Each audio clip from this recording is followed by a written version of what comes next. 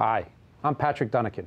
At Gibbons, we believe that citizens need to be informed about the complex issues that affect their lives. That's why we're proud to support the programming produced by the CAUCUS Educational Corporation and their partners in public television. Funding for this edition of CAUCUS New Jersey has been provided by Passaic County Community College. PSENG, committed to improving New Jersey's economy and strengthening its communities. Summit Medical Group, a physician-owned multi-specialty medical practice serving northern and central New Jersey in 70 locations. Create, the law firm of Gibbons PC. New Jersey Sharing Network, dedicated to saving lives through organ and tissue donation. And by Josh S. Weston. Promotional support provided by bestofnj.com, covering all New Jersey has to offer. And by Observer New Jersey Politics.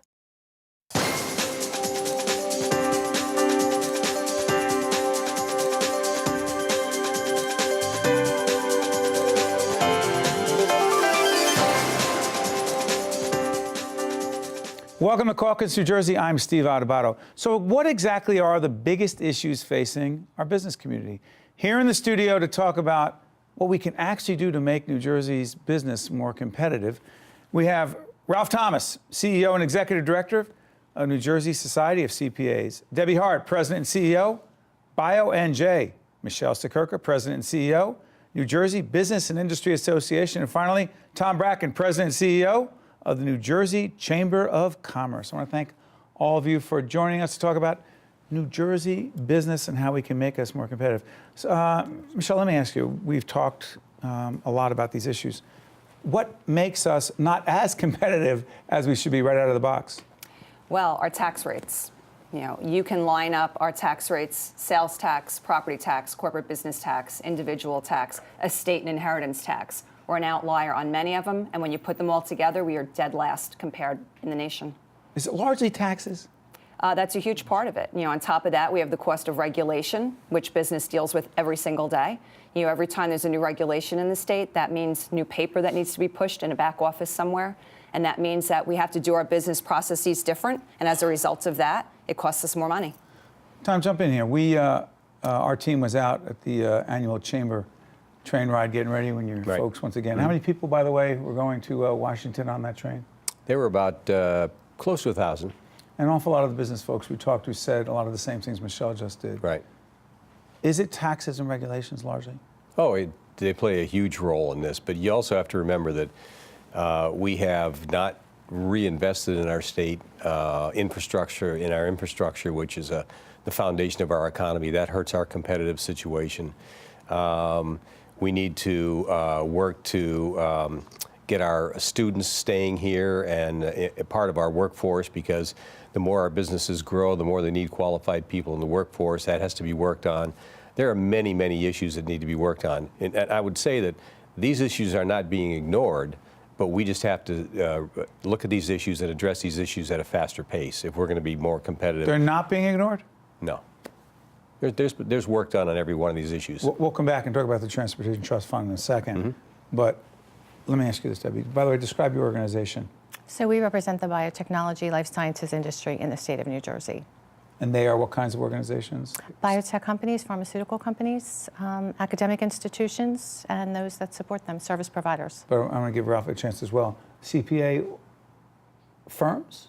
Well, we're an individual membership organization, but firms are heavily involved in the society. But we'll come back all the way around. Okay. So I'll give you a chance on BIA and then come back to Tom. Yeah. 20,000 businesses across the state of New Jersey, majority small business. Tom? We have more the middle market and larger corporations as our members, so we kind of complement what the BIA does. By the way, we have a collaborative cross-promotional relationship with Michele's organization as well as Tom's. I just want to clarify that. Debbie, let me ask you this. So when we talk about New Jersey's advantages, one of the first things that comes up in conversations around the country and in the state is, so New Jersey is the medicine chest, is that what it's called? Medicine chest of the world. Okay, yes. So at least we've got the pharmaceutical industry, at least they're doing great. A, is that true? And B, what would make the pharmaceutical industry be even stronger? So it's the biopharmaceutical industry now, and the biotech companies are part of that. And in fact, that sector of the industry has been growing for the last 20 years, at a very steady pace here in New Jersey. What would make them all stronger is the kinds of things that we're talking about today. Tax structure that makes sense for everyone, regulation that makes sense for everyone, makes it easy for business to do business here. Back up. The term regulation gets thrown out a lot. Michele talked about it. Tom talked about it. We'll come back to Ralph in a second on this. Give me a regulation. Give our audience a regulation where they say, oh, that's what you're saying is difficult for a business, for an accounting firm, whatever it is. Like what? So building permits, those sorts of things that take, far longer than they should to be approved.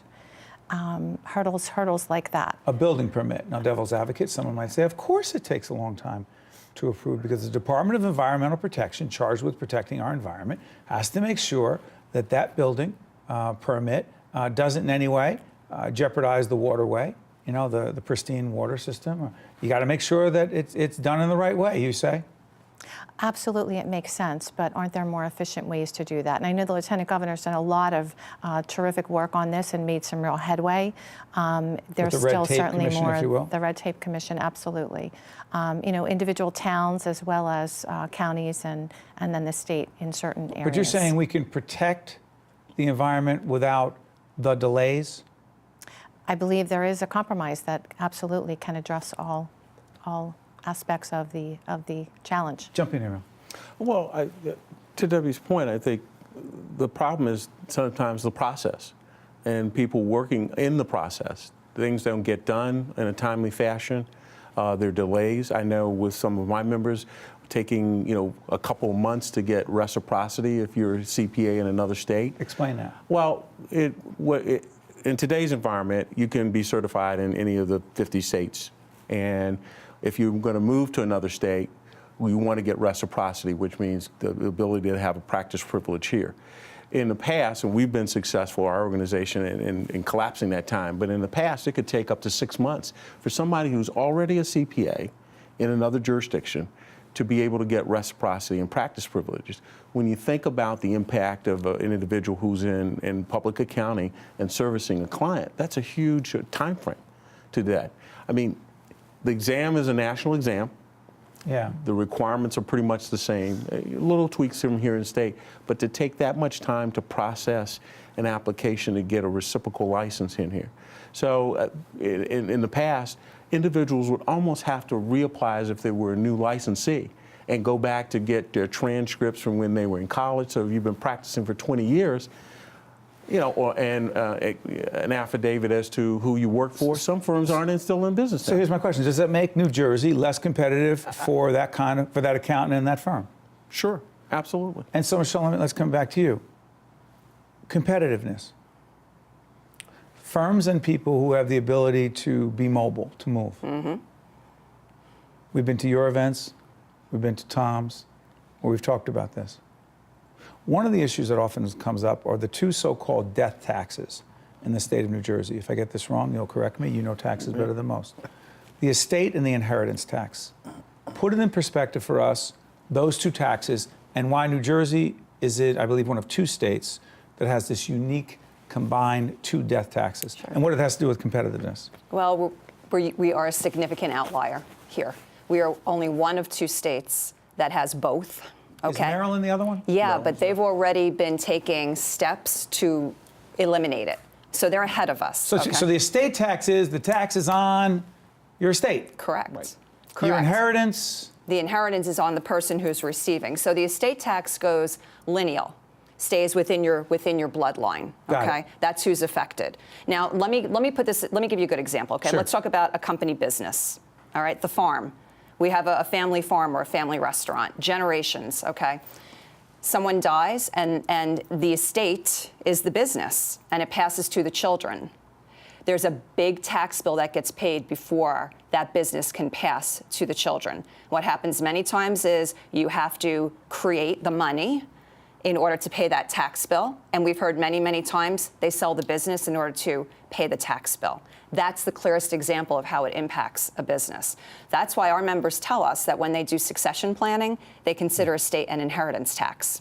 So, Tom, Is it fair to say that those two taxes are causing some people to, quote, I hate to be so morbid, choose to die in another state, be it Florida or another state? Sure. I mean, the common comment you hear is, I can afford to live here, but I can't afford to die here. And the other thing you're missing about that, Steve, is not only would an elimination of one or both of those taxes keep more people here, but I've talked to many people that have said that the people who have moved out of New Jersey to avoid that, they might move back. What do you mean? Well, if they don't have, if there's no estate tax here, which is what drove them out of the state, they are now spending 6 months and a day outside of New Jersey. To establish official residence in another state? I'm sorry. So now they don't want to disrupt their families. They'd rather be here 10 months with their families in New Jersey. So they might then take up residency back in New Jersey to be with their families, which would help us tremendously. Well, what does this have to do with business competitiveness? Well, a lot of these people are business owners, and sometimes they can move their business. The businesses in some cases are mobile, or they might sell their business to somebody just to get out of the state. There's a lot of different ramifications to this. So a lot of the people who are people who would be impacted by this, and by the way, there are thousands and tens of thousands of people who would be impacted by this, not the number that keeps floating around, which is a couple of hundred. You think it's several thousand? Oh, it's many thousands. And Debbie, I'll come back to you. You have a significant number of folks in your industry who may work at a New Jersey-based pharmaceutical, but, quote, dare I say, live in Pennsylvania? We do, and in fact, I have very specific examples of those who have, just in the last couple of years, made the move across the river, keeping their companies here, fortunately, so far, but made the move across the river to avoid taxes. To avoid the estate and inheritance tax. Another tax. But here's the devil's advocate position. Mm-hmm.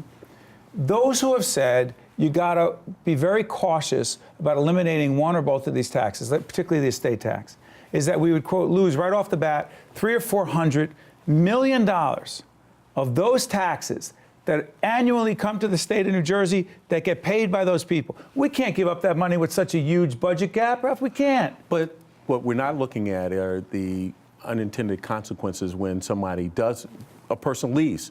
They're going to take not only the adjusted gross income annuity. If they have a business, they may take the business because they may not have a brick and mortar business. It could be a professional services. Right. And they can do those things. I often joke with my boy that I could run the society from North Carolina. Could be because anywhere. of technology. So I think what's lost in the discussion is, yeah, there's a $400 million, but what is the unintended consequence when those individuals pick up and leave the state and go somewhere else? That annuity from the adjusted gross income tax. Right. If they have a business, that business tax. Also, they may be very philanthropic, those opportunities. So we're not really They're not giving to charities as much? Absolutely. And the nonprofits then suffer. And the nonprofits suffer, and then they come back to the state for funding. All right, Tom, hold your thought. I promise I'll come back. I got to go to a quick break. Okay. Right? I promise we'll come back. When we come back, we'll hear from Tom. Also talk about the $15 an hour minimum wage and see what our business leaders think about that. Stay with us. We'll be right back right after this.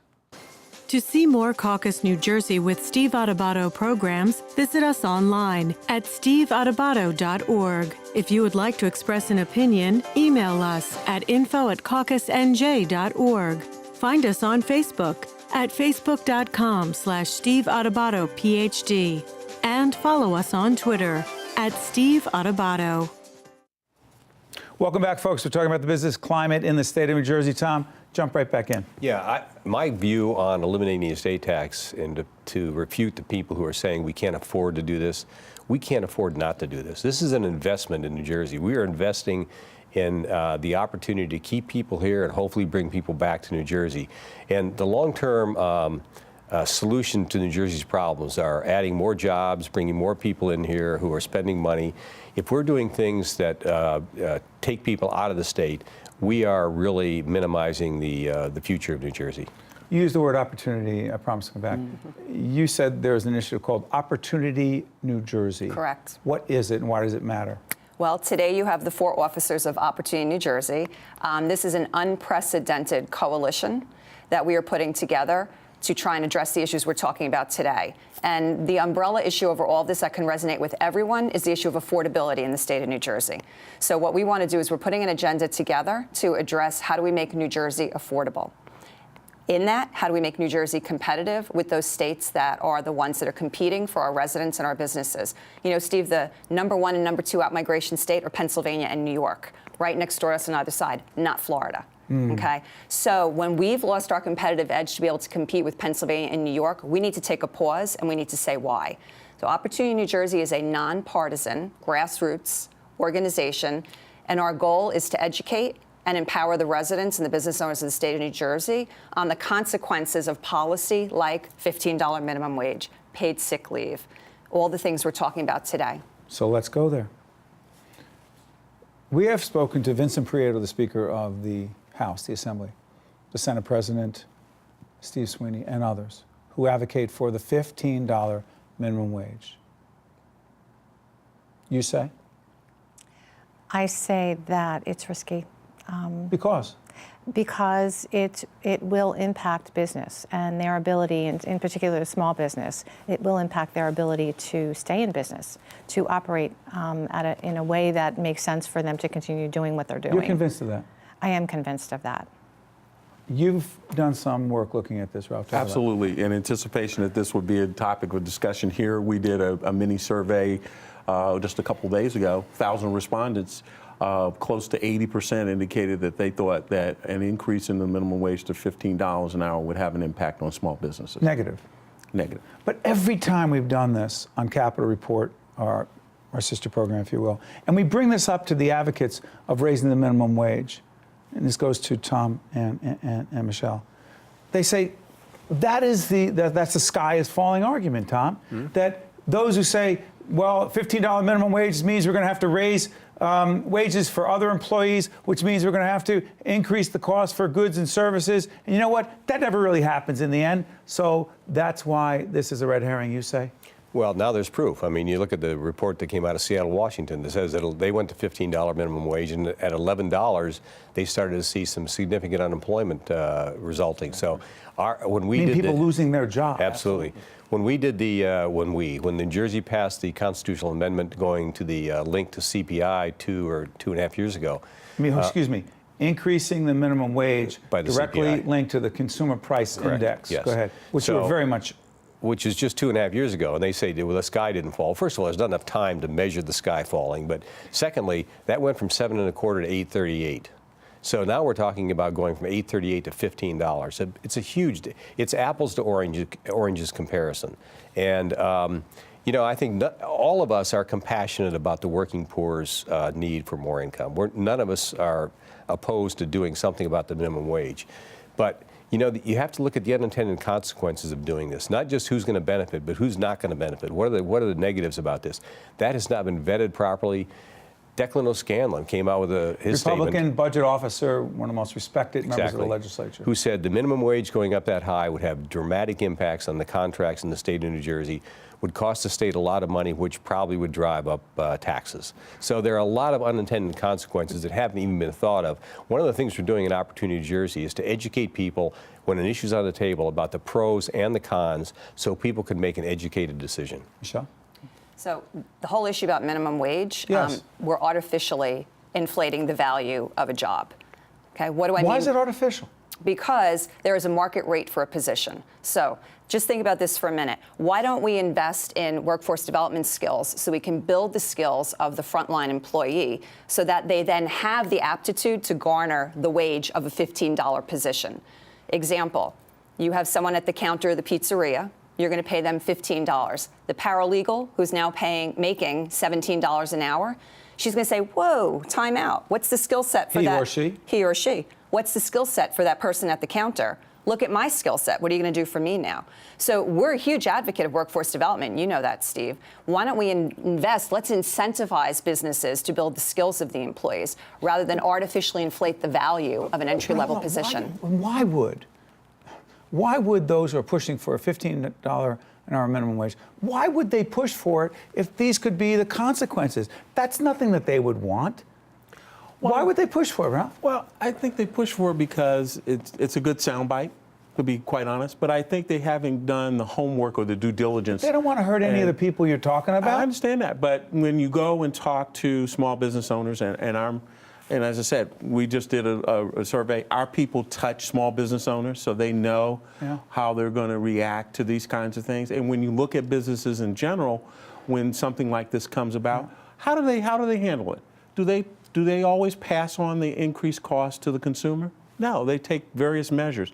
One of which is looking at how can we do more with less. That's right. And that less equates into either plant or people. Plant or people. People. And that's what happens. Steve, the intention. I'm sorry. Go ahead, Ralph. You know, when we had the economic downturn, how many jobs were lost? 2008-9. Right. Significant number of That's jobs right. were lost. And that was the way that people dealt with the economic downturn. Jump back in, because I want to try to get the paid sick leave in here before we The finish up. intention of the advocates is they have the right intentions for the group that they support. But when we've met with certain organizations who were advocates for the $15 minimum wage, and we started talking about the unintended consequences, a lot of them have backed off and said, now we understand why you're not for it and why we would consider working with an organization like yours to try to find a better way to get to the same point.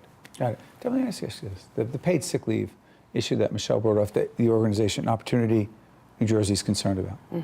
Paid sick leave. The average person hears that, says, you know, someone's sick, a mother's sick, a dad's sick, someone's sick. You don't want that person in work. Paid sick leave.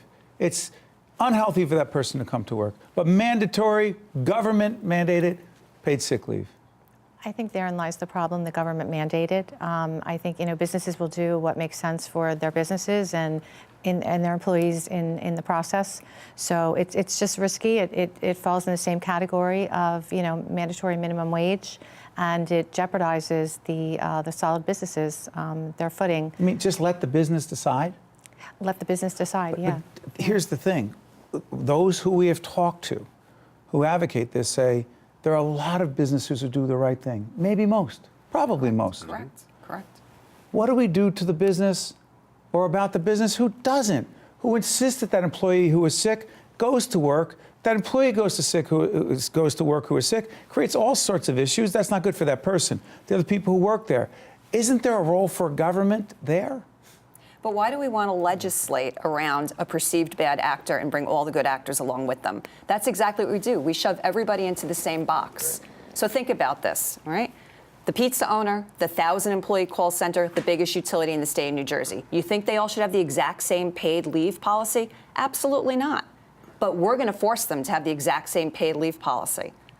We got to think about, you know, the business owner is the boots on the ground. They're there every day. They know their employees. This is also about competition in the workplace. What do you mean? Competition. I provide benefits because I want to attract a good, skilled workforce, right? So there is value to providing benefits.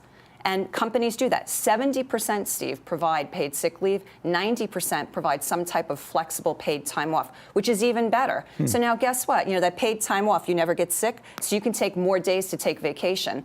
This policy, this legislation, the mandate we want to mandate, we take that flexibility off the table and we shove everybody in the box. So it's interesting. You're actually saying that without the government mandating it, businesses can be more competitive by putting a package together for employment that offers these incentives. Correct. Correct. It's called the free enterprise system. Tom, I hear you. But once again, what is the appropriate role? Okay, then let me say this then. But you have also advocated, and you've been a leader in this fight, to get the government to do the right thing in terms of public investment in infrastructure that fuels New Jersey business, that fuels the economy, more specifically the Transportation Trust Fund, funding for roads, bridges, mass transit, and the government has failed in that regard. Well, they haven't failed yet. They just haven't made To the this decision date, yet. I'm going to make it clear, we're taping in the middle of September. Right. I'm praying and hoping, as everyone here is, that by the time this program airs, it's fixed. Right now, there is no stable Correct. source of funding for transportation, That's right. road projects, bridges, correct? Yes. How does that affect the business climate? It's a negative. It hurts us competitively. Now the result of that is people are out of work, which increases employment, which is a very, very bad situation. We have the situation where the good weather time has passed for these projects, which means they won't get done through the winter, which is going to increase the costs. It's not a good thing at all. It should have been done a long time ago, but it wasn't, and it needs to be resolved quickly. But you're right, government there has not expedited the process, which would have been a great move for New Jersey. But you know what's interesting? You talked about taxes when we started the program. You were not against, some of you are not against the idea of raising the gasoline tax a certain amount to fund that stable source of funding for transportation projects. So there are certain cases where certain taxes, for certain reasons, would be good for the economy. Absolutely. We were 1 minute left. Go ahead. Final comments. We did an op-ed on raising the gas tax because of the things that, again, the consequences of not doing that. Right. The infrastructure goes to hell in the handbasket, so to speak. Right. And how is that going to be a situation that attracts people to come or even people to stay if you don't have that? We also have the opportunity here to do comprehensive tax reform. Absolutely. And that's What what do you mean by that? Opportunity New Real quick. Jersey's all around. So we're agreeing to a 23% increase, a 23-cent increase. In the gas tax. Because in exchange, we're going to get estate tax relief, we're going to get an increase in the retirement and pension income threshold, we're going to keep New Jerseyans in New Jersey. So here's our opportunity to take something we must do, that government must be in the business of doing, but at the same time bring other comprehensive reform along with it so that we have tax fairness So it's for the not just residents. increase the gas tax by itself. The package It's is much increase the bigger. gas tax and do these other things at the same time. Right. Exactly. Promise you we'll come back and talk more about business competitiveness as we move forward. Thank you so much. Great conversation. Thank you. The preceding program has been a production of the CAUCUS Educational Corporation, celebrating over 25 years of broadcast excellence, and 13 for WNET, NJTV, and WHYY. Funding for this edition of CAUCUS New Jersey has been provided by Passaic County Community College, PSE&G, Summit Medical Group, Create, the law firm of Gibbons PC, New Jersey Sharing Network, and by Josh S. Weston. Transportation provided by Airbrook Limousine, serving the metropolitan New York, New Jersey area. CAUCUS New Jersey has been produced in partnership with TriStar Studios. Hi, I'm Peter Rooney. In 2006, I lost my father to renal disease. He was on the waiting list for a new kidney, but did not receive one in time. Unfortunately, so many like my father have lost their lives while waiting for a life-saving organ. At New Jersey Sharing Network, we're committed to saving and enhancing people's lives through organ and tissue donation and by informing people about this important decision. Because you can make a difference and save a life.